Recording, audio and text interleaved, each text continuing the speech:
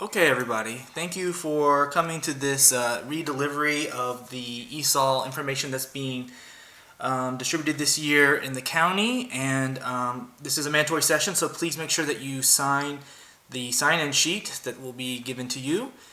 And let's just get started, okay? Glad you're here. So this is the agenda. We're going to skip that. We're going to go straight into how many English learners we have. We have 14,424 English learners. There's probably more now since when this was made.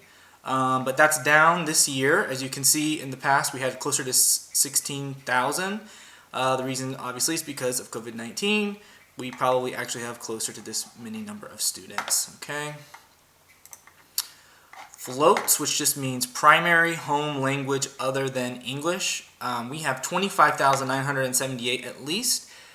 The difference between a float and an EL learner is that the floats aren't necessarily in the ESOL program. Maybe they didn't qualify for the ESOL program, or maybe they were already in it, but they have since exited.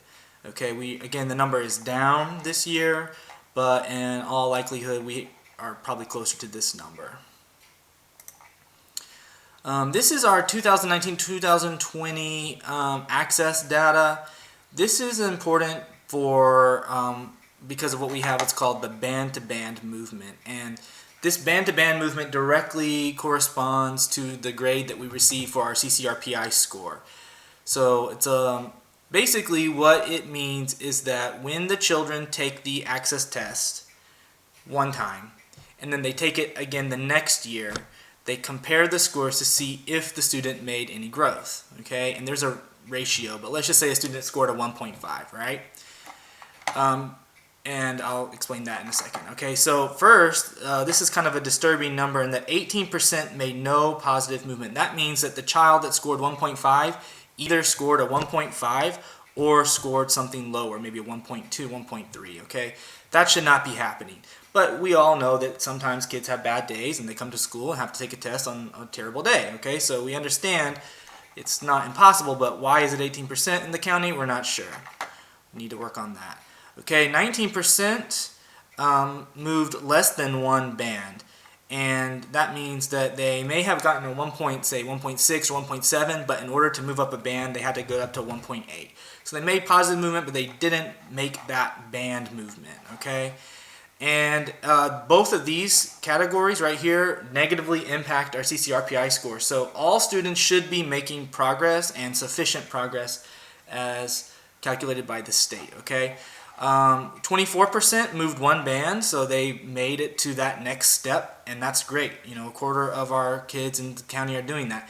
And then this is a really good number, almost 40%, 39% moved more than one band. So they may have jumped 2, 3, 4. I've seen one child one year jump almost 6 or 7 bands. I mean, that's just incredible. So we really need to work on our struggling learners, or figure out why this was so low. Okay, again, we want them to move at least one band, and that will help raise our CCRPI score.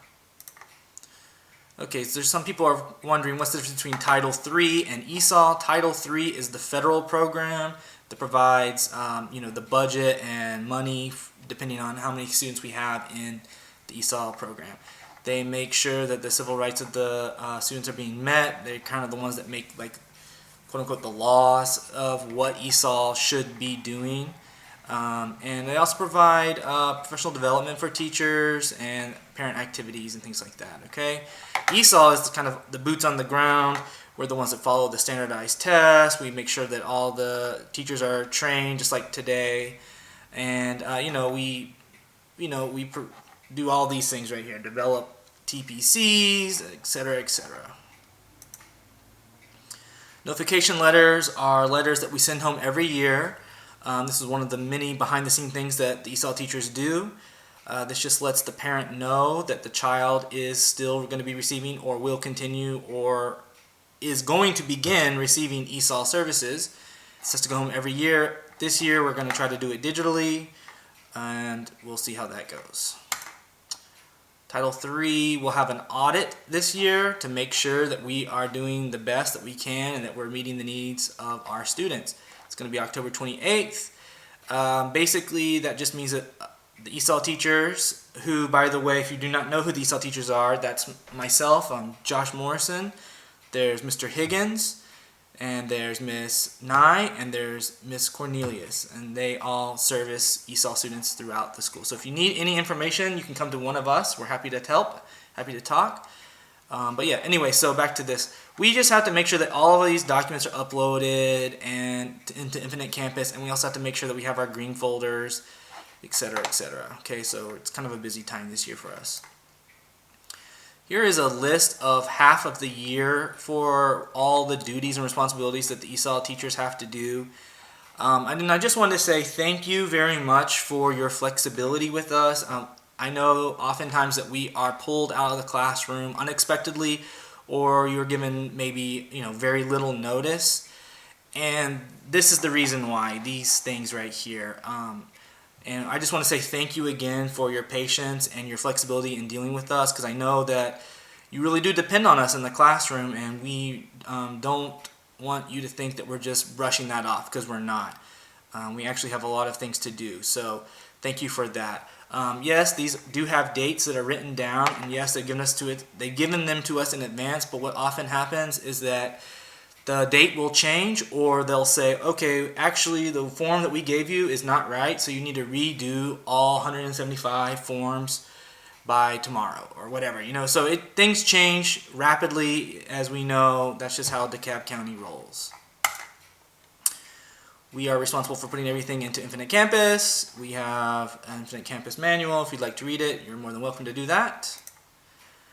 Virtual learning expectations this year are basically that we are doing everything the same, except that we're doing it digitally. We still have to collaborate with the content area teachers. We still have to use the ESOL curriculum if there is one, which I'll get to in a second. We have to meet with our students and give them minimum requirements. We have to give ESOL grades, small groups, etc., etc. Okay, so basically nothing has changed except for the fact that we're just doing it on the computer. There is a new ELA curriculum this year that basically matches the ELA curriculum for your grade. So if you are doing ELA and you have an ESOL teacher who's pushing in during ELA, although most of us are pushing in during science and social studies, we can give you extra support, and we can also kind of give our own assessments if you would like, or we can give you the assessments that are geared towards ESOL students, and you can use them as you wish. So just contact your ESOL teacher if they are in with you during ELA. These are the approved delivery models. Kingsley basically only uses push-in. That means that the teacher comes into the classroom for their allotted time, pulls a small group, or does what the main teacher is doing, and then goes to the other classes. Sometimes we do pull out for special occasions or in special situations where we take the kids out of the classroom, but we generally try not to do that as it's disruptive. The other ones we don't do at Kingsley, but I would like to try to have a newcomer class, and I have been able to do that in a kind of a pull-out way, where I'll go to, like, say, 2nd, 3rd, and 4th and get the kids who just came to the country and have 0 English, and have like an intensive kind of sessions with them, giving them just the basics, like basic phrases, important words, and just kind of letters and stuff like that. Okay, so but we pretty much only do push-in at Kingsley. These are the minimum weekly minutes. K through 3, we have to be with every ESOL student for 45 minutes, and we have to do that at least once a day. Okay. 4th and 5th, we are required to be with each ESOL student for 50 minutes, and we can meet with them 2 times a day. So we could have 100 minutes, which comes out to basically 2 class segments a day, and that's what we do. So that's why I'm with 4th grade for 4 segments, and Mr. Higgins is with 5th grade for 4 segments, and we are only with 2nd and 1st and 3rd and 3 for 1 segment. These are the class size requirements. There's one that the state recommends, and there's one that DeKalb County recommends, and you can see the discrepancy here. Miss Bishop is awesome about this. She has really made this easy for y'all and for us this year by kind of putting kids into the right classes. And Again, we want to thank you for when all of a sudden you're getting like 2 or 3 or 4 new kids at one time and all the other teachers in your grade level aren't getting anyone. It's because we have to meet this allotment and this size. Maybe your classroom has the fewest ESOL students in there, and so that might be why you're getting the new kids, whereas the other classes are already full, so they can't accept any more ELs, right? So we want to thank you again for your understanding on why you may or may not be getting the new kids in your class. Currently, all students who register and who say that their primary home language is other than English or they're born outside the U.S. will go to the International Welcome Center to register, and they will be screened to see if they qualify for the ESOL program. Okay, you might be asking, how does a child enter into ESOL? And I feel like this child should be in ESOL. Well, let me tell you. We have a kindergarten screener and we have a screener for everyone else. The kindergarten screener, they may be screaming, but it's a screener. They have to score between a 0 or 28 to be in ESOL. If they score a 29 or 30, they are not in ESOL. So you may have a child who in kindergarten scored a 29 or a 30 and they are, they may be struggling in their class. Well, technically they're not in ESOL because we've already tested them.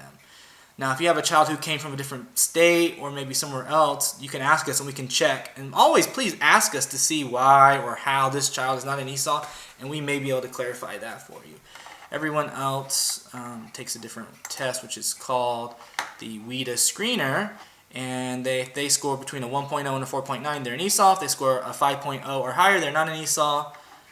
And yeah, that's it. Okay, now how do they exit the ESOL program? They take the access test, okay? And the access test is basically the test that measures their language ability, and we measure listening, speaking, reading, writing. So if they score a whole score of 5.0 or less, they continue into the program for a little bit longer. If they score above a 5.0, they are out of the program. That's for kindergarten. It's the same thing for grades 1 through 12, except that it's the same. If they score above a 5.0 or greater, they are out. If they score less than a 4.3, they are in. There is some flexibility where they can have other ways of measuring if we feel like they should exit the program. However, in Kingsley, we agree with the county in that we determined that 5.0 exit criterion is in the best interest of our students. It's just better and for them. And again, if there's a situation where they need to exit, we can do that possibly, but we just go with the clear exit. And in fact, WIDA, the consortium that puts together this test, they recommend a 6.0 for their exit criteria. So, yep, we're closed. Everything's remote. We have to give a remote screener, and that's been a challenge to say the least. So normally we do this in person, right? But because everyone's digital, we have to do it through the phone, and it's, you know how parents are sometimes, are unable to get to the phone. One of the things we have to do every year is be trained, but this year we also have to be trained on the remote screener, and that is, we've already done that. We had to watch a recording, and we had to take some tests. And every year, another thing that we have to do behind the scenes is this certification. We have to pass these speaking and writing quizzes, and we have to get an 80% or above. We have to view these webinars. We have to watch training videos, etc., etc. And we do that every year, okay? Communication with parents, this is just a good idea. If you're just having general conversations or chats, definitely use Google Translate or Microsoft or Class Dojo.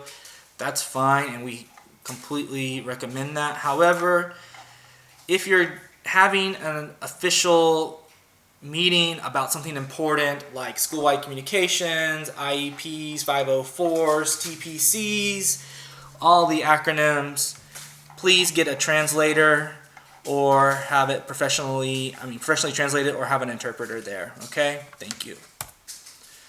Here's some resources, a wealth of information. You can check them out at your leisure.